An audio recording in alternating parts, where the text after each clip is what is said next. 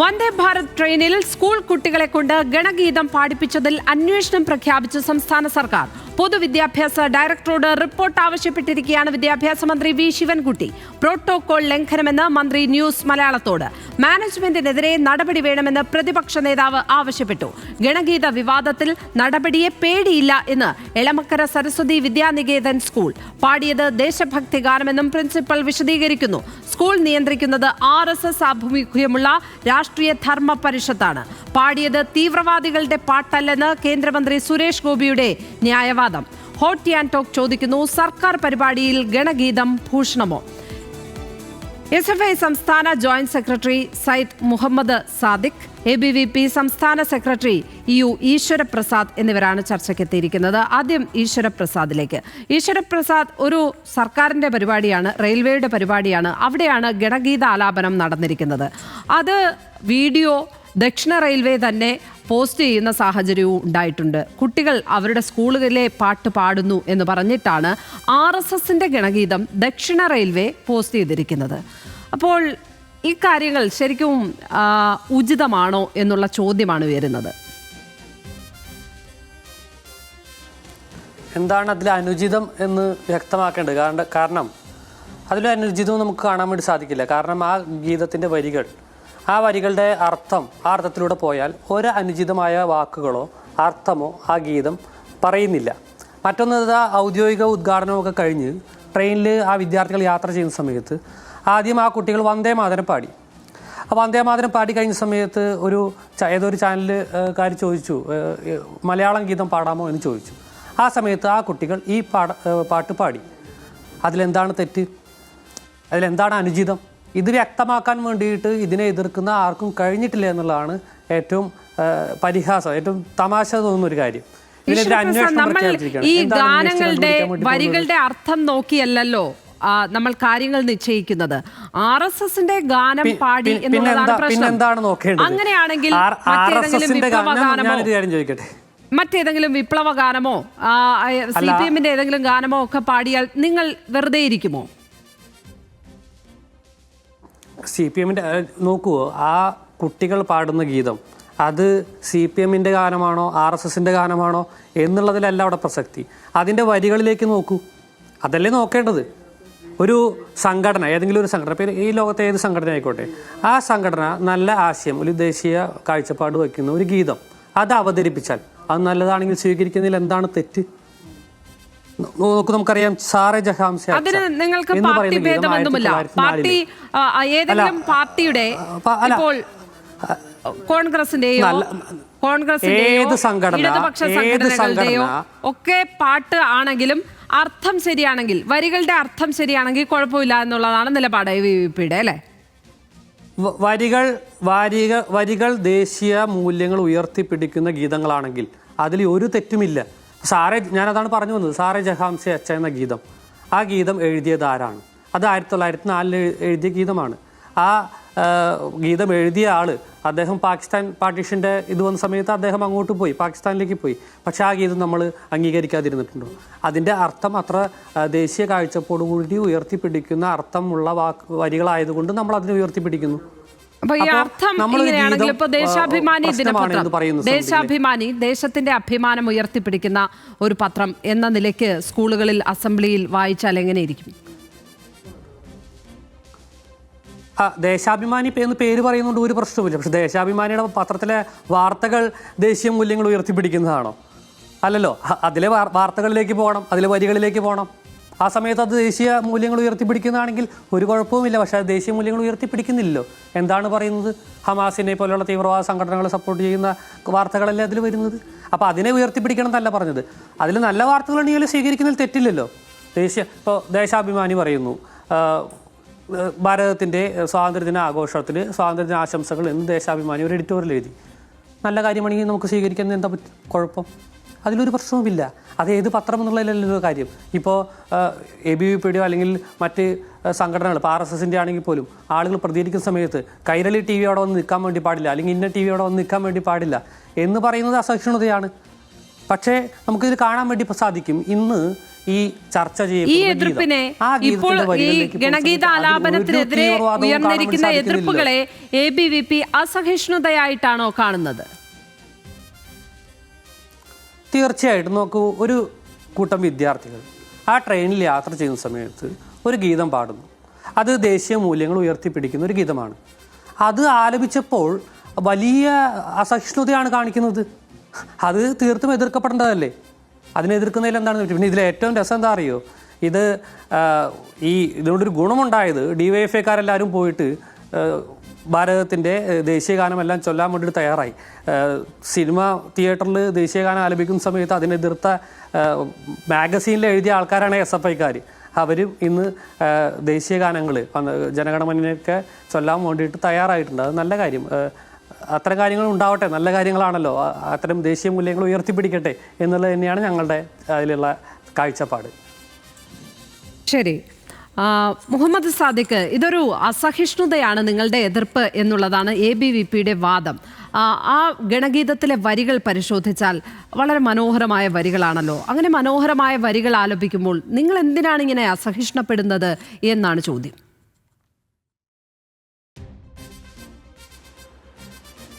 ഈ ബാംഗ്ലൂർ എറണാകുളം വന്ദേ ഭാരതിൻ്റെ ഉദ്ഘാടന ചടങ്ങിനെ ഒരു രാഷ്ട്രീയ മാമാങ്കമാക്കി മാറ്റുകയും ഒരു കേന്ദ്ര സർക്കാർ പദ്ധതിയുടെ ഉദ്ഘാടന വേദിയെ സംഘപരിവാരത്തിൻ്റെ രാഷ്ട്രീയ പ്രചാരണത്തിനുള്ള വേദിയാക്കി മാറ്റുകയും ചെയ്തു എന്നുള്ളതാണ് ഈ ഗണഗീതാലാപനവുമായി ബന്ധപ്പെട്ട് ഉയർന്നു വന്ന പ്രശ്നങ്ങളുടെ അടിസ്ഥാനം. ഈ ട്രെയിനിൽ യാത്ര ചെയ്യുന്ന സ്കൂൾ വിദ്യാർത്ഥികൾ യൂണിഫോം അണിഞ്ഞ് അവർ ഈ ഗണഗീതം ആലപിക്കുകയും അത് സദേൺ റെയിൽവേയുടെ ഔദ്യോഗിക സോഷ്യൽ മീഡിയ ഹാൻഡിലുകളിൽ പോസ്റ്റ് ചെയ്യുകയും ചെയ്യുന്നതോടുകൂടി RSSൻ്റെ രാഷ്ട്രീയത്തിന് വളരെ പ്രകടമായ നിലയിൽ അംഗീകാരം നൽകാനും RSSൻ്റെ ചിഹ്നരൂപ സങ്കല്പങ്ങളെ ഇന്ത്യയുടെ ദേശീയ രൂപങ്ങളായി പരിവർത്തനം ചെയ്തെടുക്കാനുമുള്ള വളരെ ഹീനമായ ശ്രമങ്ങൾക്കാണ് സദേൺ റെയിൽവേയും ബന്ധപ്പെട്ടവരും നേതൃത്വം നൽകിയിട്ടുള്ളത്. ഗണഗീതത്തിലെ വരികളുടെ മഹാത്മ്യം, വരികളുടെ സൗന്ദര്യം, ആ വരികളുടെ ആലാപന ഭംഗി, അതേക്കുറിച്ചൊന്നുമല്ല നമ്മുടെ ഇവിടുത്തെ ചർച്ച. ഗണഗീതം ആലപിക്കുന്നത് എവിടെ വെച്ചാണ്? സാധാരണഗതിയിൽ നമ്മളെല്ലാം സ്കൂളിൽ പഠിച്ച് വളർന്നു വന്നവരാണ്. നമ്മളാരും സ്കൂളിൽ പഠിക്കാതെ നേരെ ഇവിടെ വന്നിരിക്കുകയല്ലല്ലോ. ഈശ്വരപ്രസാദ് പഠിച്ചതിനേക്കാളും മികച്ച സ്കൂളുകളിൽ പഠിച്ചതിനേക്കാളും കൂടുതൽ കാലം സ്കൂളുകളിലും കോളേജുകളിലും എല്ലാം പഠിച്ചവരാണ് നമ്മളെല്ലാവരും. നമ്മളാരും പഠിച്ച സ്കൂളിൽ ഒരു ദേശീയ വിമോചന പോരാട്ടത്തിൻ്റെ മുദ്രാവാക്യമായി അല്ലെങ്കിൽ സ്വാതന്ത്ര്യ സമരത്തെ ആവേശം കൊള്ളിച്ച വരികളായി ഈ ഗണഗീതം നമ്മളാരും എവിടെയും പഠിച്ചിട്ടില്ല. ദേശഭക്തി ഗാനം എന്നുള്ള നിലയിലും ഈ ഗണഗീതത്തെ നമ്മൾ കണ്ടിട്ടില്ല. ഗണഗീതം എവിടെയാണ് ആലപിക്കപ്പെടാറുള്ളത്? ഞാൻ മനസ്സിലാക്കിയത് ശരിയാണെങ്കിൽ അത് RSSൻ്റെ ശാഖകളിൽ, RSSൻ്റെ ശാഖാപ്രവർത്തനങ്ങൾക്ക് നേതൃത്വം നൽകുന്നതിന് മുന്നോടിയായി ഇവർ ചെല്ലുന്ന ഗീതമാണ്. RSSൻ്റെ ശാഖയിൽ എന്താ പഠിപ്പിക്കുന്നത്? ബാലഗോകുലത്തിലൂടെ കൃഷ്ണന്മാരെ എഴുന്നള്ളിച്ച് കൊണ്ടുവന്ന് ആ കൃഷ്ണന്മാരായ വിദ്യാർത്ഥികളെ, പുതിയ തലമുറയെ വളരെ മികച്ച രൂപത്തിൽ സമൂഹത്തിലേക്ക് അവതരിപ്പിക്കുക എന്നുള്ള ദൗത്യമല്ല ഇവർ ചെയ്യുന്നത്. അതിനപ്പുറത്തേക്ക് അതിൽ നിന്നൊരു പടി കടന്ന് കംസന്മാരെ സമൂഹത്തിൽ സൃഷ്ടിക്കാനുള്ള നീക്കങ്ങൾ RSSൻ്റെ ശാഖകളിൽ നടക്കുന്നു. ഇന്ത്യ രാജ്യത്ത് അനേകം കലാപങ്ങൾക്കും അനേകം അക്രമ സംഭവങ്ങൾക്കും നേതൃത്വം നൽകിയിട്ടുള്ള സംഘടനയാണ് RSS. ഇന്ത്യയുടെ വന്ധ്യവയോധികനായ രാഷ്ട്രപിതാവ് മഹാത്മാഗാന്ധിയെ വെടിവെച്ചു കൊന്ന സന്ദർഭത്തിൽ നിരോധിക്കപ്പെട്ട സംഘടനയാണ് RSS. ആ കേസിൽ പ്രതിയാക്കപ്പെട്ടയാളാണ് സവർക്കർ. ഇന്ന് വലിയ ദേശീയതയുടെ വക്താക്കളായി ഈ RSSും ABVPയും എല്ലാം വരുമ്പോൾ ഇന്ത്യയുടെ ദേശീയ സ്വാതന്ത്ര്യ സമരത്തിൽ പങ്കെടുത്തതിന് പലതവണ മാപ്പെഴുതി കൊടുത്തയാളാണ് RSS ആചാര്യനായ സവർക്കർ. അങ്ങനെ ദേശവിരുദ്ധരായ, ദേശീയ സ്വാതന്ത്ര്യ സമരത്തെ പലതവണ ഒറ്റുകൊടുത്ത 947 വരെ, 1925 RSS രൂപീകരിച്ച് 947 വരെയുള്ള കാലഘട്ടത്തിൽ ഇന്ത്യയുടെ സ്വാതന്ത്ര്യ സമര പാന്താവിൽ യാതൊരുവിധ പങ്കും വഹിക്കാതെ ഒറ്റുകാരുടെ, ചതിയന്മാരുടെ റോള് മാത്രം വഹിച്ചിട്ടുള്ള RSS ഇന്ന് ദേശീയ രാഷ്ട്രീയത്തിന്റെ വക്താക്കളായി, ദേശീയതയുടെ പ്രചാരകരായെല്ലാം മാറുകയും അവരുടെ ശാഖകളിൽ അവർ ചൊല്ലിപ്പറയുന്ന ഈ ഗണഗീതത്തെ വലിയ സ്വാതന്ത്ര്യ സമര ഗീതമാക്കി വളർത്തുകയും ആ നിലയിൽ അവതരിപ്പിക്കാൻ ചെയ്യുകയുമാണ് ശ്രമിക്കുന്നത്. എന്നാൽ സ്കൂൾ വിദ്യാർത്ഥികളെ യൂണിഫോം അണിയിച്ച് വാഹനത്തിൽ കയറ്റി അവരെ കൊണ്ട് RSSന്റെ ഈ മുദ്രാഗീതം ചൊല്ലിപ്പിച്ചതും അത് ഔദ്യോഗിക ഹാൻഡിലുകളിലൂടെ പ്രചരിപ്പിച്ചതും ജനാധിപത്യ വിരുദ്ധമാണ്, സംഘപരിവാർ വൽക്കരണത്തിന്റെ ഉത്തമമായ ഉദാഹരണമാണ്. ഇത് ഏതെങ്കിലും ഒരു അസഹിഷ്ണുതയുടെ ഭാഗമായി ഞങ്ങൾ പറയുന്നതല്ല. ഇത് മതനിരപേക്ഷ രാഷ്ട്രീയ പക്ഷത്ത് നിന്നുകൊണ്ട് ഞങ്ങൾ പറയുന്ന നിലപാടാണ്. RSSന്റെ ശാഖകളിൽ ചൊല്ലിപ്പഠിക്കേണ്ട മുദ്രാവാക്യങ്ങൾ കേരളത്തിലെ വിദ്യാഭ്യാസ മേഖലയിലേക്ക് കൊണ്ടുവരാനും വിദ്യാർത്ഥികളെ അത് പഠിപ്പിച്ച് ഇത്തരം ഔദ്യോഗിക ചടങ്ങുകളിൽ ചൊല്ലാനുമുള്ള ശ്രമം ഉണ്ടായാൽ അതിനെ ഞങ്ങൾ പ്രതിരോധിക്കുമെന്നുള്ളതാണ്. നമ്മളെല്ലാം സ്കൂളിൽ പഠിച്ചിട്ടുള്ള അനേകം സ്വാതന്ത്ര്യ സമര ഗീതങ്ങളുണ്ട്, ദേശഭക്തി ഗാനങ്ങളുണ്ട്. വരിക വരിക സഹചരെ വലിയ സഹന സമരമായി കരളുറച്ച് കൈകൾ കോർത്ത് കാൽനടക്കി പോകനാം. അംശി നാരായണപിള്ളയുടെ വരികളാണ്. ഉപ്പ് സത്യാഗ്രഹത്തിന്റെ ഭാഗമായി പയ്യന്നൂർ കടപ്പുറത്ത് നിന്ന് കോഴിക്കോടേക്ക് കാൽനടയായി വന്ന സ്വാതന്ത്ര്യ സമര സേനാനികൾ ആവേശത്തോടുകൂടി ചൊല്ലിയ ആ വരികൾ എന്തുകൊണ്ട് ഈ സ്കൂൾ വിദ്യാർത്ഥികൾക്ക് ഏറ്റു ചൊല്ലിക്കൂടാ? അനേകം ഗീതങ്ങൾ നമ്മൾ ഇങ്ങനെ ചെല്ലാറുണ്ടല്ലോ, ദേശഭക്തി ഗാനങ്ങൾ. എത്ര വരികളുണ്ട്. ആ ദേശഭക്തി ഗാനങ്ങളെല്ലാം നമ്മുടെ ദേശഭക്തി ഗാനങ്ങൾ നമുക്ക് മുന്നിലുണ്ട്. കുട്ടികൾക്ക് വേണമെങ്കിൽ സിനിമാ പാട്ട് പാടാം. പക്ഷേ ഇവിടെ RSSന്റെ ഗണഗീതം, അതിന് RSSന്റെ മുദ്രയുള്ള ഒരു ഗാനം ആലപിച്ചിരിക്കുന്നു എന്നുള്ളതാണ്. അത് ഏതെങ്കിലും സംഘടനയുടെ ഗാനം, ഇതുപോലെ RSSന്റെ എന്നല്ല, അത് ഏത് സംഘടനയുടെയും ഗാനം ആ രീതിയിൽ വിദ്യാർത്ഥികൾ വന്ന് ഒരു ഉദ്ഘാടന ചടങ്ങിന്, ഈ വന്ദേ ഭാരത് പോലെ ഒരു ഉദ്ഘാടന ഓട്ടമായിരുന്നല്ലോ അത്, അതിനകത്തിരുന്ന് ആലപിക്കുമ്പോൾ, അത് വെറുതെ ആലപിച്ചതാണെങ്കിൽ പോട്ടെ, അത് വീഡിയോ എടുത്ത് വളരെ കൃത്യമായി രാഷ്ട്രീയ ഉദ്ദേശത്തോടു കൂടി തന്നെ ഷെയർ ചെയ്തു ദക്ഷിണ റെയിൽവേ എന്ന് പറയേണ്ടി വരും. അതുകൊണ്ടാണ് ഈ RSS ബിംബങ്ങളെ, RSSന്റെ ഗാനത്തെ ഒക്കെ നോർമലൈസ് ചെയ്യാനുള്ള ഒരു ശ്രമം വല്ലാതെ നടക്കുന്നുണ്ട്. ആ പശ്ചാത്തലത്തിൽ കൂടിയാണ് നമ്മൾ ഇതിനെയും കാണുന്നത്. ഗണഗീതം വേറെ ഏതോ ഒരു സ്കൂളിൽ സ്വാതന്ത്ര്യ ദിനാഘോഷത്തിൻ്റെ അന്ന് ചൊല്ലിയിരുന്നു. അതും വലിയ വിവാദമായിരുന്നു. നമുക്കറിയാം ഭാരതാംബ വിവാദം. ഈ ഒരു പശ്ചാത്തലത്തിലൊക്കെ കൂടിയാണ് ഇതിനെ കാണുന്നതും. ഈശ്വരപ്രസാദ്, നമുക്ക് അതിലൊന്നും അങ്ങനെയൊക്കെ നിങ്ങൾ കണ്ടോളൂ, അതിലൊന്നും ഒരു പ്രശ്നവുമില്ല. ഞാൻ ചോദിക്കുന്നത് ഈ RSSന്റെ ഔദ്യോഗിക ഗീതം എന്നുള്ള രീതിയിലല്ല ഗണഗീതത്തെ കണക്കാക്കുന്നത്. ഗണഗീതം ഒരുമിച്ച് ചേർന്ന് പാടുന്ന ഗീതം എന്നുള്ളതാണ് അതിൻ്റെ അർത്ഥം. അതിൽ ദേശഭക്തി ഉളവാക്കുന്ന ഒട്ടനവധി ഗീതങ്ങളുണ്ട് ഗണഗീതങ്ങളായിട്ട്. RSSന്റെ ഔദ്യോഗികമായിട്ടുള്ള RSSന്റെ പ്രാർത്ഥന മാത്രമാണ്. അത് RSSന്റെ ശാഖയിൽ അവസാനം പ്രാർത്ഥന ചൊല്ലും എന്നുള്ളത് സത്യമാണ്. പക്ഷേ ഗണഗീതങ്ങൾ അങ്ങനെയല്ല. ഗണഗീതം ദേശഭക്തി ഉളവാക്കുന്ന ഗീതങ്ങളാണ്. അതിൽ വരിക സാഹചര്യമുള്ള ഗീതങ്ങൾ അത് പാടുന്നതിൽ എന്താണ് തെറ്റ്? അതിൽ പാടുന്നതിൽ ഒരു തെറ്റുമില്ല. പക്ഷേ ഈ ഗീതം പാടിയിൽ എന്താണ് തെറ്റ് എന്ന് പറയാൻ വേണ്ടിയിട്ട് ഇവർക്ക് സാധിക്കുന്നില്ല. മാത്രമല്ല, ഇത് നോർമലൈസ് ചെയ്യാൻ വേണ്ടി ഒരു രാഷ്ട്രീയ ഗൂഢാലോചനയുടെ ഭാഗമാണ് എന്നുണ്ടെങ്കിൽ എന്തുകൊണ്ട് കോടതിയിൽ പോകുന്നില്ല? ഇത്തരം കാര്യങ്ങളൊക്കെ ഇവർ പറയുകയൊക്കെ ചെയ്യും. ഇവർ കോടതിയിൽ പോകാനോ അത്തരം കാര്യങ്ങൾക്ക് വേണ്ടിയിട്ട് മുതിർന്നാനോ തയ്യാറാവില്ല. അത്തരം കാര്യങ്ങൾ ചെയ്യാൻ വേണ്ടി നിലനിൽക്കില്ല. കാരണം ഇത് ദേശീയ മൂല്യങ്ങൾ ഉയർത്തിപ്പിടിക്കുന്ന, അതെ, സംസ്ഥാന സർക്കാരിൻ്റെ അന്വേഷണമൊക്കെ നമുക്ക് കാണാൻ വേണ്ടി സാധിച്ചാണ്. നമുക്ക് ഈ ഗുരുപൂജ വന്ന സമയത്തും സർക്കാർ അന്വേഷണമൊക്കെ പ്രഖ്യാപിച്ചു. എന്തായി? ഇവരിങ്ങനെ കുറേ അന്വേഷണമൊക്കെ പ്രഖ്യാപിക്കും. അത് നനഞ്ഞ പടക്കം പോലെയാണ്. വിദ്യാഭ്യാസ മന്ത്രിക്ക് തോന്നുന്ന സമയത്ത് പ്രീണനത്തിന് വേണ്ടിയിട്ട്, ദേശവിരുദ്ധരെ പ്രീണിപ്പിക്കാൻ വേണ്ടിയിട്ട് കുറച്ച് അന്വേഷണം പ്രഖ്യാപിക്കും. അതല്ലാതെ എന്താണ് ഇതിൽ പ്രശ്നമെന്ന് ഇവർക്ക് പറയാൻ വേണ്ടി സാധിക്കുന്നില്ല. അതിലെ ഗീതത്തിലെ പ്രശ്നം എന്താണ്? ആ ഗീതത്തിൽ ഒരു പ്രശ്നമില്ല. ആകെ ഒരു പ്രശ്നം RSSന്റെ അടിസ്ഥാനമാക്കിയല്ലോ നമ്മൾ കാര്യങ്ങളെ നിശ്ചയിക്കുന്നത്. ഈശ്വരപ്രസാദ്, ഒരു സംഘടനയുടെ ഗാനം കുട്ടികളെ പഠിപ്പിക്കുന്നു, അത് പാടിക്കുന്നു, അത് ദക്ഷിണ റെയിൽവേ എടുത്ത് പോസ്റ്റ് ചെയ്യുന്നു. അതാണല്ലോ ഇവിടെ പ്രശ്നം. ഇതിലെ വരികൾ എന്തെങ്കിലും പ്രശ്നമുണ്ട്? യഥാർത്ഥ പ്രശ്നം ഇത് തന്നെയാണ്. യഥാർത്ഥ പ്രശ്നം ഇത് തന്നെയാണ്. വരികളല്ല, സംഘടനയാണ് പ്രശ്നം. നമ്മൾ ഒരു മധുരം കൊടുക്കുന്ന സമയത്ത്, നമ്മൾ നോക്കുന്ന സമയത്ത് അതിന്റെ കമ്പനി ഏതാ? ഇതാ പ്രശ്നം. ഒരു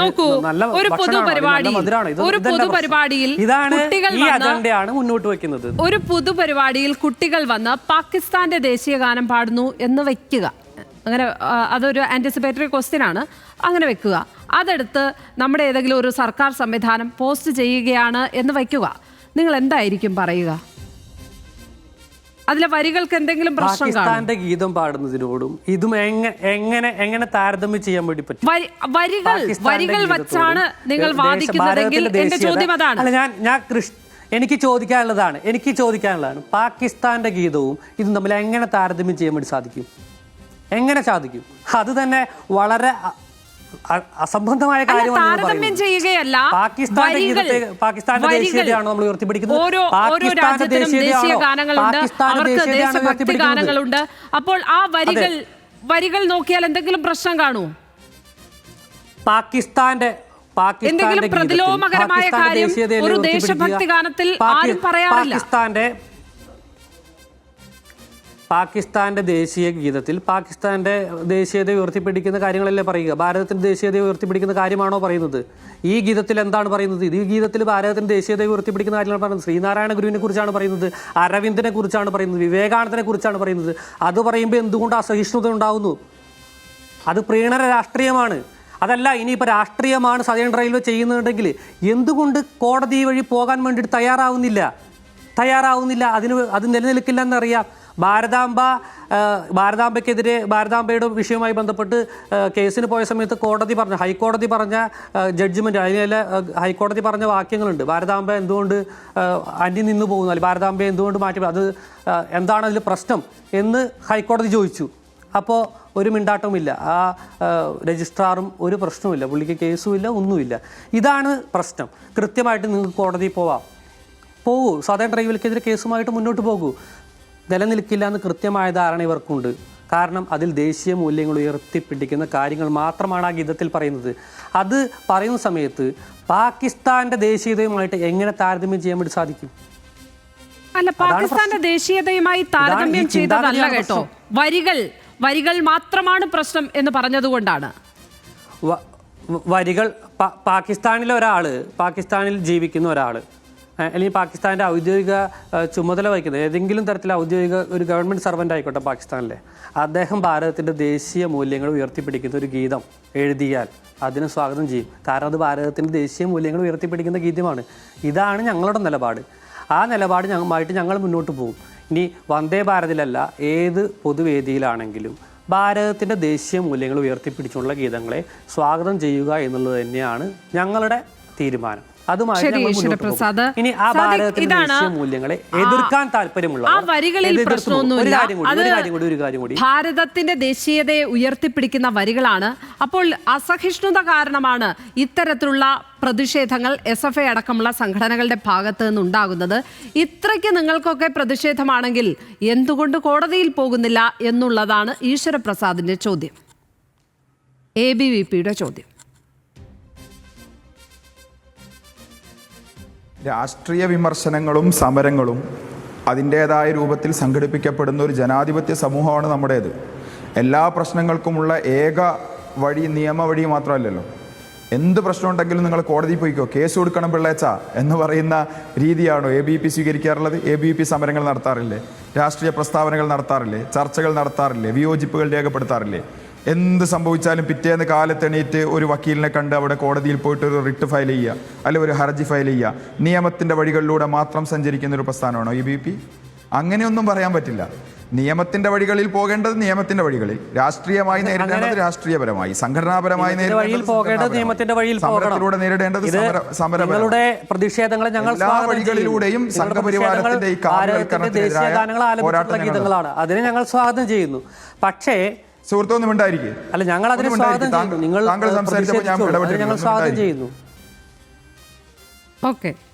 അതെ, ഒന്നും ഉണ്ടായിരിക്കും. ഇത് ശാഖയൊന്നുമല്ല, ഇത് ചാനൽ ചർച്ച. ഒന്ന് കുറച്ച് സമയോട് അദ്ദേഹം ഈ ശാഖയിൽ സംസാരിക്കുന്ന പോലെ ഇങ്ങനെ ഇടക്ക് കയറി സംസാരിക്കുക, അത് വേണ്ട. ചാനൽ ചർച്ചയല്ലേ. നമ്മൾ സംസാരിക്കുമ്പോൾ ജനാധിപത്യപരമായി താങ്കൾ 2 ടേണിൽ സംസാരിച്ചു, ഞാൻ ഒന്നും ഇടപെട്ടില്ല. ഞാൻ സംസാരിക്കുമ്പോൾ താങ്കൾ അതിനെ ക്ഷമാപൂർവ്വം കേൾക്കാനുള്ള മിനിമം സഹിഷ്ണുത കാണിക്കുക. അസഹിഷ്ണുതയെക്കുറിച്ചൊക്കെ വലിയ വാചാലനായ ആളാണല്ലോ. അപ്പൊ ഞാൻ പറഞ്ഞു, ചോദ്യത്തിനാണ് ഞാൻ ഉത്തരം പറഞ്ഞത്. ഞങ്ങൾ ഇതിനെ രാഷ്ട്രീയപരമായും സംഘടനാപരമായും നിയമപരമായും എല്ലാം ഞങ്ങൾ ഇതിനെ നേരിടും. ഇതിൽ അനേകം പ്രശ്നങ്ങളുണ്ട്. ഇത് കേവലമായൊരു ഗണഗീതം അവതരിപ്പിച്ചതിലൂടെ മാത്രം രൂപം കൊള്ളുന്ന പ്രശ്നമല്ല. കേന്ദ്രത്തിൽ ഭരണത്തിലിരിക്കുന്ന BJP ഗവൺമെൻറ്, സംഘപരിവാര ശക്തികൾ ഈ രാജ്യത്തെ വിദ്യാഭ്യാസ മേഖലയിലൂടെ നടപ്പിലാക്കാൻ ശ്രമിക്കുന്ന കാവ്യവൽക്കരണത്തിൻ്റെ അനേക ഉദാഹരണങ്ങളിൽ ഒന്ന് മാത്രമാണിത്. ഇതേപോലെ അനേകം നീക്കങ്ങളുണ്ട്. നേരത്തെ ശ്രീമതി ലക്ഷ്മി സൂചിപ്പിച്ച ഭാരതാംബയുടെ പ്രശ്നം. ഭാരതാംബ എങ്ങനെയാണ് ഇന്ത്യ രാജ്യത്തിൻ്റെ ഭൂപടമാകുന്നത്? ഇന്ത്യ രാജ്യത്തിൻ്റെ ഭൂപടം എന്ന് പറയുന്നത് ഇങ്ങനെ ഒരു ഭാരതാംബയുടെ സങ്കല്പമേ അല്ല. ഇതിൽ മറ്റ് വിദേശ രാജ്യങ്ങൾ ഉൾക്കൊള്ളുന്നതാണ് ഈ പറയുന്ന ഭാരതാംബയുടെ ഈ അഖണ്ഡ ഭാരത സങ്കല്പം. അതൊന്നും ഇന്ത്യയിൽ അംഗീകരിക്കപ്പെട്ടതല്ല. അതിനു മുന്നിൽ ഒരു സ്ത്രീയെ നിർത്തിയിട്ട് ത്രികോണാകൃതിയിലുള്ള കാവിക്കൊടി കയ്യിൽ കൊടുത്തത് കയ്യിൽ പിടിച്ചെന്നിട്ട് ഇതാണ് ഞങ്ങളുടെ ഭാരതാംബ എന്ന് പറഞ്ഞാൽ അത് നിങ്ങൾ വേറെ എവിടെയെങ്കിലും കൊണ്ടുപോയി വെച്ചാൽ മതി. കേരളത്തിൻ്റെ സർവകലാശാലയിൽ ഈ ഭാരതാംബയും പശുമ്പയും ഒന്നും വെക്കാൻ പറ്റില്ല. പശുമ്പയെ ആലയിൽ വെക്കുക, ഭാരതാംബയെ ശാഖയിൽ വെക്കുക. സർവകലാശാലയിൽ വെക്കേണ്ടത് ഇന്ത്യ രാജ്യത്തിൻ്റെ മാപ്പും വന്ധ്യവയോധികനായ ഇന്ത്യൻ രാഷ്ട്രപിതാവായിട്ടുള്ള മഹാത്മാഗാന്ധിയുടെ ചിത്രവും നെഹ്റുവിൻ്റെ ചിത്രവും അതേപോലെ തന്നെ ഇന്ത്യയുടെ ദേശീയതയുടെ സങ്കല്പങ്ങളുമാണ്, ജനാധിപത്യത്തിൻ്റെ സങ്കല്പങ്ങളാണ്. ഭരണഘടനയുടെ ചിത്രങ്ങളാണ്. അവിടേക്ക് നിങ്ങളുടെ RSSന്റെ ബിംബവൽക്കരണത്തെ കൊണ്ടുവരാൻ ജനാധിപത്യ കേരളം, ജനാധിപത്യ ഇന്ത്യ സമ്മതിക്കില്ല. ഇന്ത്യയിലെ ഇടതുപക്ഷ പുരോഗമന പ്രസ്ഥാനങ്ങൾ, SFI ഉൾപ്പെടെയുള്ള സംഘടനകൾ ശക്തമായി ഞങ്ങൾ അതിനെ എതിർക്കും. അത് ഏത് നിലയിലാണെങ്കിൽ. നിങ്ങൾ നേരത്തെ പറഞ്ഞല്ലോ SFIക്കാരെ കൊണ്ടും മറുപടി പറയാം. അതിനൊപ്പം എന്റെ ഒരു ചോദ്യം കൂടി, ഈ കടക്കൽ ദേവീക്ഷേത്രത്തിൽ വിപ്ലവ ഗാനം ആലപിച്ചപ്പോൾ അത് അവിടെ നിന്ന് കേൾവിക്കാരുടെ ആവശ്യപ്രകാരം ഗായകൻ അലോഷി ആലപിച്ചതാണ്. അതിനെതിരെ എത്ര വലിയ പ്രതിഷേധങ്ങളാണ് ഉണ്ടായത്? ആരോടാണ് ചോദ്യം? എന്നോടാണോ? സാധിക്കും. അല്ല ഈശ്വര പ്രസാദ് പറഞ്ഞോളൂ. അദ്ദേഹം പറഞ്ഞു RSSന്റെ ബിംബങ്ങളെ ഇവിടെ ഒന്നും കൊണ്ടുവന്ന് വെക്കേണ്ട എന്ന് പറഞ്ഞു. നോക്കൂ, ഈ ഭാരതത്തിൻ്റെ ദേശീയ മൂല്യങ്ങൾ ഉയർത്തിപ്പിടിക്കുന്ന ഗീതങ്ങളും ഭാരതാംബയുമല്ല, അത് ഈ ഭാരതത്തിൻ്റെ ദേശീയത ഉയർത്തിപ്പിടിക്കുന്നു എന്ന് കോടതി തന്നെ പറഞ്ഞിട്ടുണ്ട്. കോടതി അതുകൊണ്ട് തന്നെയാണ് ഈ രജിസ്ട്രാർ കേസുമായി പോയ സമയത്ത് ഭാരതാംബയെ എന്തുകൊണ്ട് എതിർക്കുന്നു, അല്ലെങ്കിൽ ഭാരതാംബയെ എതിർക്കേണ്ടതാണോ എന്ന് കോടതി ചോദിച്ചിട്ടുള്ളത്. അത് മനസ്സിലാക്കാൻ വേണ്ടിയിട്ട് SFIയുടെ പ്രതിനിധി തയ്യാറാവണം. മറ്റൊന്ന് നോക്കൂ, ഇതിനൊന്നും ഞങ്ങൾ സ്വീകരിക്കില്ല, ഞങ്ങൾ ശക്തമായി എതിർക്കും. ഈ സ്വാതന്ത്ര്യദിനത്തെ കരിദിനമായിട്ട് ആചരിച്ചത് ആരാണ്? അവർ ഇത്തവണ വിഭജന ഭീതി ദിനം നടത്തിയ സമയത്ത് വലിയ പ്രശ്നമായിട്ട് വന്നു. പിറ്റേ ദിവസം അവർ സ്വാതന്ത്ര്യദിനം ആഘോഷിച്ചു. ഇതാണ് ഇവരുടെ നിലപാട്. ഇവർ ഒരു നിലപാട് പറയും, പിന്നെ അതിന് സ്വീകരിക്കും. ഇവർ ഇന്നലെ സാറേ ജഹാം സേ അച്ച എന്നുള്ള ഗീതം പാടി. അതിലെ രണ്ടാമത്തെ വരി എന്താണ്? ഹിന്ദുസ്ഥാൻ ഹമാര. ഇവരതിനെ ആദ്യം എതിർത്തുന്ന ആൾക്കാരാണ്. ഇന്നലെ ഷിജു ഖാൻ ഉൾപ്പെടെയുള്ള ആളുകൾ പോയിട്ട് ഇതാണ് പാടുന്നത്, ഹിന്ദുസ്ഥാൻ ഹമാര. ഇവരുടെ നിലപാട് ഇതാണ്. ഇത് പൊതുസമൂഹം മനസ്സിലാക്കുന്നുണ്ട്, അതങ്ങനെ പോകും. ഇതിലൊന്നും സംഭവിക്കാൻ വേണ്ടി പോകുന്നില്ല. കാരണം ദേശീയ മൂല്യങ്ങൾ ഉയർത്തിപ്പിടിക്കുന്ന ഗീതമാണ് പാടിയിട്ടുള്ളത്. അതിനെ പൊതുസമൂഹം സ്വീകരിക്കുന്നത് കൊണ്ട് തന്നെയാണ് സദേൺ റെയിൽവേ അത് പോസ്റ്റ് ചെയ്തിട്ടുള്ളത്. ഇനി ABVP എല്ലാ വിഷയത്തെയും കോടതി വഴി മാത്രമാണോ പോകുന്നതെന്ന് അദ്ദേഹം ചോദിച്ചു. എല്ലാ വിഷയത്തെയും അങ്ങനെയല്ല. പക്ഷേ നമ്മളൊരു കാര്യം ഭരണഘടനാ മൂല്യങ്ങളെ എതിർക്കുന്ന, ഭരണഘടനാ മൂല്യങ്ങളെ തകർക്കുന്നൊരു കാര്യമുണ്ടെങ്കിൽ ഭരണഘടന അനുശാസിക്കുന്ന പോലെ കോടതി പോകാൻ വേണ്ടിയിട്ട് തയ്യാറാവണ്ടേ? അത് തന്നെയാണ് ഞാൻ പറഞ്ഞുള്ളൂ. നിങ്ങളുടെ പ്രതിഷേധവുമായിട്ട് മുന്നോട്ട് പോകും. നിങ്ങളുടെ പ്രതിഷേധം ഞങ്ങൾ സ്വീകരിക്കുന്നു. കാരണം നിങ്ങൾ ചോദ്യത്തിന്റെ രണ്ടാം ഭാഗത്തിലേക്ക് വന്നാൽ ഒരു ദേവീക്ഷേത്രത്തിൽ ഉത്സവത്തിന് ഗാനമേള പരിപാടിക്കിടെ ഒരു ജനപ്രിയ ഗായകൻ അദ്ദേഹത്തിനോട് അവിടെ ഇരുന്ന കാണികൾ, ശ്രോതാക്കൾ ആവശ്യപ്പെട്ട ഒരു ഗാനം പാടിയപ്പോൾ അത് വലിയ പ്രശ്നമായവരാണ് നിങ്ങളൊക്കെ. നോക്കൂ, ആ കേസുമായി ബന്ധപ്പെട്ട് കോടതി എന്താണ് പറഞ്ഞത്? ക്ഷേത്ര അങ്കണത്തിൽ എന്ത് പാടണമെന്നുള്ളത് ഒരു ഇത് വേണം എന്നാണ് കോടതി പറഞ്ഞതെന്നാണ് ഞാൻ മനസ്സിലാക്കുന്നത്. അതിൽ കേസ് കോടതിയുടെ കയ്യിലുണ്ട്, അതിൽ തീരുമാനം വരട്ടെ. ഞാൻ മനസ്സിലാക്കുന്നത് അതിൽ ക്ഷേത്രാങ്കണങ്ങളിൽ അത്തരം ഗീതങ്ങൾ വേണ്ട എന്ന് പറഞ്ഞു എന്നാണ് ഞാൻ എൻ്റെ ഒരു അറിവ്. അതാണ്. ഇനി അതല്ല,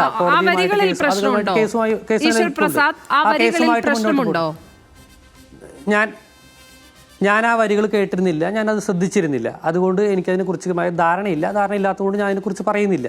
കാരണം പാടിയത് ബലികുടീരങ്ങളെ എന്ന വിപ്ലവ ഗാനമായിരുന്നു എന്നാണ് എൻ്റെ ഓർമ്മ. എനിക്ക് അത് അറിയില്ല, ഞാൻ അത് കേട്ടിരുന്നില്ല. അങ്ങനെ കേസിനെ കുറിച്ച് ഞാൻ അറിഞ്ഞിരുന്നു. അതിൽ കോടതിയുടെ എന്തോ പരാമർശവും വന്നിരുന്നു എന്നുള്ള കാര്യം എനിക്ക് അറിയാം. അതാണ് ഞാൻ പറഞ്ഞത്. ഇവർ അങ്ങനെയുള്ള എതിർപ്പുണ്ടെങ്കിൽ കോടതിയിൽ പോകട്ടെ, സദേൺ റെയിൽവേക്കെതിരെ കേസുമായി പോകട്ടെ എന്നുള്ളത് പറയാനുള്ളൊരു കാരണവും അതാണ്.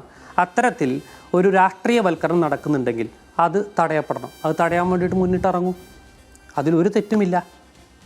പക്ഷേ അതല്ലല്ലോ ചെയ്യുന്നത്. ഇതിനൊരു വിവാദമാക്കി മാറ്റാൻ വേണ്ടിയിട്ടാണ് നോക്കുന്നത്. വിവാദമാക്കുന്നതും പ്രശ്നമല്ല, ഒരു അസഹിഷ്ണുമായ ഒരു നിലപാടിലേക്ക് പോകുന്നു. RSSന്റെ ശാഖയിൽ പാടിയതുകൊണ്ട് ഇത് പാടാൻ വേണ്ടി പാടില്ല. അതെന്ത് നിലപാടാണ്?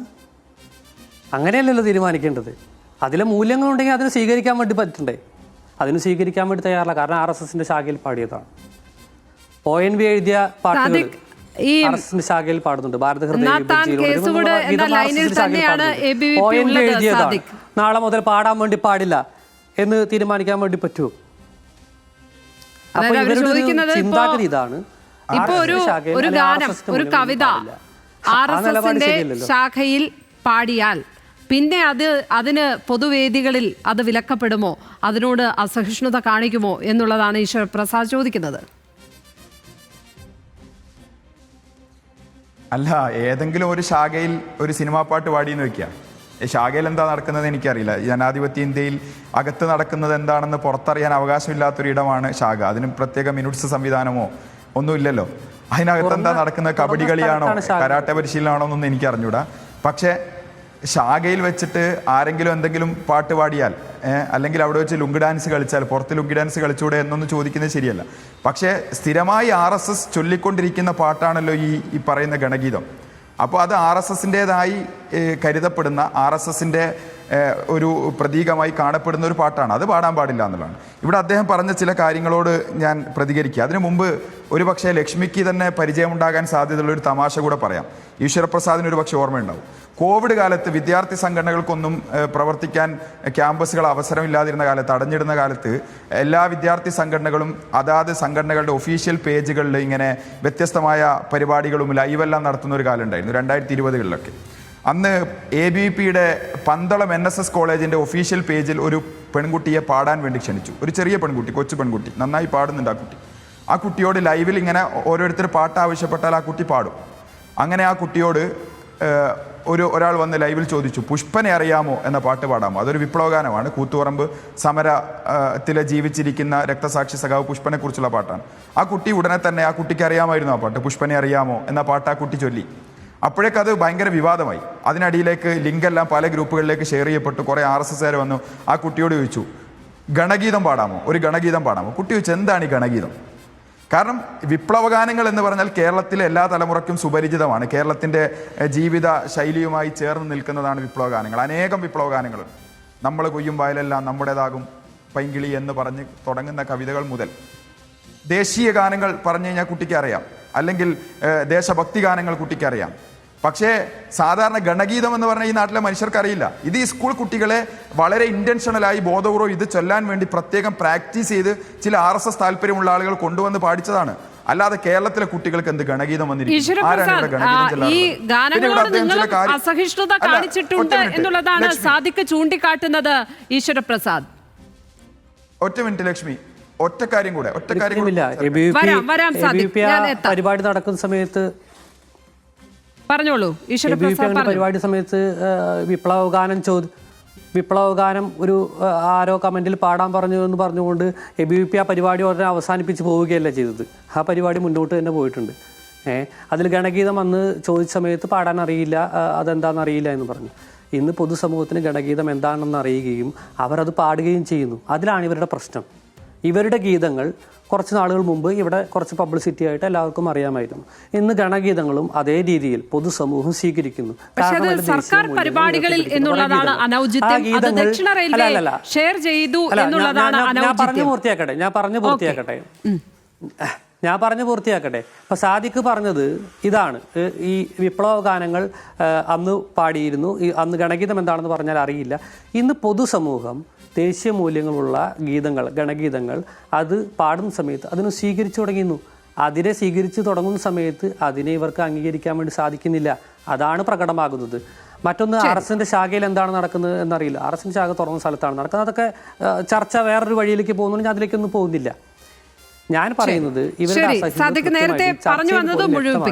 ABVP ആ പരിപാടിയുമായിട്ട് മുന്നോട്ട് പോയിരുന്നതാണ്. നേരത്തെ എന്തോ പറഞ്ഞു വന്നത് മുഴുമിപ്പിക്കാം. ചർച്ച അവസാനിപ്പിക്കാൻ സമയം. അതെ, നേരത്തെ ABVPയുടെ പ്രതിനിധി ഇവിടെ പറയാണ്, സ്വാതന്ത്ര്യ ദിനത്തെ അംഗീകരിക്കാത്തവരാണ് ഞങ്ങൾ, വിഭജന ഭീതി ദിനത്തിനെ എതിർത്തവരാണ് ഞങ്ങൾ. സ്വാതന്ത്ര്യ ദിനത്തെക്കുറിച്ച് ഇവർ പറയുമ്പോൾ ഞാൻ നേരത്തെ പറഞ്ഞു, ഒന്നുകൂടെ ആവർത്തിക്കുക, അദ്ദേഹം ആ ഭാഗം മൈൻഡ് ചെയ്തതേയില്ല. ഇന്ത്യയുടെ ദേശീയ സ്വാതന്ത്ര്യ സമരത്തിൽ പങ്കെടുത്തു പോയതിൻ്റെ പേരിൽ 6-7 തവണ മാപ്പെഴുതി കൊടുത്തയാളാണ് സവർക്കർ. അദ്ദേഹം ഇന്ന് കേരളത്തിൽ പൊതുവിൽ ഇന്ത്യയിലും അറിയപ്പെടുന്നത് ഷൂ വർക്കർ എന്നാണ്. RSSന്റെ ചെരുപ്പ് നക്കി കൊടുത്തയാളാണ് സവർക്കർ എന്നാണ് അറിയപ്പെടുന്നത്. ഇത് കേരളത്തിൽ വളരെ പൊതുവായി നാം എല്ലാവരും അംഗീകരിക്കുന്ന ഒരു യാഥാർത്ഥ്യമാണ്. എന്നാൽ ഈ സ്വാതന്ത്ര്യദിന പുലരിയിൽ ഇന്ത്യയുടെ ചെങ്കോട്ടയിൽ സ്വാതന്ത്ര്യദിന പുലരിയിൽ പതാക ഉയരുമ്പോൾ ആ പുലരി കാണാനാകാതെ സ്വാതന്ത്ര്യ സമരത്തിന്റെ സേനാനിയായി ജയിലിൽ കിടന്നയാളാണ് സഖാവ് AKG അടക്കമുള്ള ആളുകൾ. ആയില്യം കുറ്റിയടത്ത് ഗോപാലൻ എന്ന സഖാവ് AKG കമ്മ്യൂണിസ്റ്റ് പാർട്ടിയുടെ നേതാവായിരുന്നില്ലേ? ഉപ്പു സത്യാഗ്രഹ സമരത്തിൽ പങ്കെടുത്തയാളാണ് P Krishnapillai. EMS class ബഹിഷ്കരിച്ചാണ് EMS ഈ സമരപ്രക്ഷോഭത്തിന്റെ ഭാഗമായത്. അങ്ങനെ എത്ര ആളുകളുണ്ട്. ഇവരെല്ലാം നേടിയെടുത്തതാണ് ഇന്ത്യയുടെ സ്വാതന്ത്ര്യം. അതിന്റെ വക്താക്കളാകാനൊന്നും RSSന് ഒരു അധികാരമില്ല. അവർ മാപ്പെഴുതി കൊടുത്തവരാണ്. പിന്നെ വിഭജന ഭീതി ദിനത്തിന്റെ പേര് പറഞ്ഞ് ഇന്ത്യ രാജ്യത്ത് ഇനിയും RSS എവിടെയാണ് മാപ്പ് എഴുതി കൊടുത്തത്? RSS എവിടെയാണ് മാപ്പ് എഴുതി കൊടുത്തത്? ഇയാൾ വസ്തുതാവിരുദ്ധമായ കാര്യങ്ങളാണ് പറഞ്ഞുകൊണ്ടിരിക്കുന്നത്. സവർക്കർ ഇവരുടെ മഹാരാഷ്ട്ര ഇവരുടെ കാൻഡിഡേറ്റ് CPM കാര് മത്സരിക്കുമ്പോൾ സവർക്കറുടെ ഫോട്ടോ വെച്ചുകൊണ്ടാണ് മത്സരിക്കാൻ വേണ്ടിയിട്ട് പോകുന്നത്. അപ്പൊ ഇവര് എന്നുള്ളതാണ് പറയുന്നത്. RSS എവിടെയാണ് മാപ്പെഴുതി കൊടുത്തത്? ഇയാൾ കൃത്യമായിട്ട് കാര്യമാണ്. സവർക്കർ ഇനി നോക്കട്ടെ, രാഹുൽ ഗാന്ധി സവർക്കർ എന്ന് പറഞ്ഞ രാഹുൽ ഗാന്ധി എത്ര തവണ മാപ്പ് പറഞ്ഞു കോടതിയിൽ പോയിട്ട്? അപ്പൊ ഇവരിത് വീണ്ടും വീണ്ടും പറഞ്ഞുകൊണ്ടിരിക്കുകയാണ്. ഇതിൽ ഒരു കാര്യവും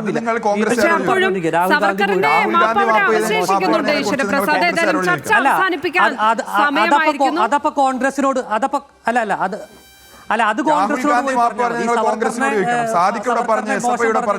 രാഹുൽ ഗാന്ധി മാപ്പ് പറഞ്ഞത് സവർക്കറിനെ പറയാം. ഇതാണ് പ്രശ്നം.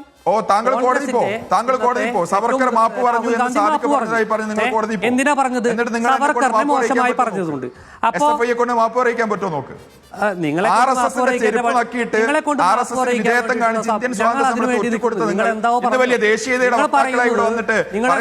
നിങ്ങൾ പറയുന്നത് സമൂഹം അംഗീകരിക്കുന്നു. നിങ്ങളെ കൊണ്ട് മാപ്പ് പറയിക്കലാണോ? സാദിഖിനെ കൊണ്ട് മാപ്പ് പറയിക്കലാണോ എന്റെ പണി? ഞങ്ങൾ ചരിത്രം എന്നുള്ളത് കൊണ്ടാണ് ഇത്തരം കാര്യങ്ങൾ നടക്കുന്നത്. ചരിത്രം പോയി പഠിക്കും. ഏതായാലും ചർച്ച അവസാനിപ്പിക്കാൻ സമയമായി. നന്ദി ഈശ്വരപ്രസാദ്, ഒപ്പം സാദിഖ് ചർച്ചയ്ക്ക് പങ്കെടുക്കാൻ എത്തിയതിന്.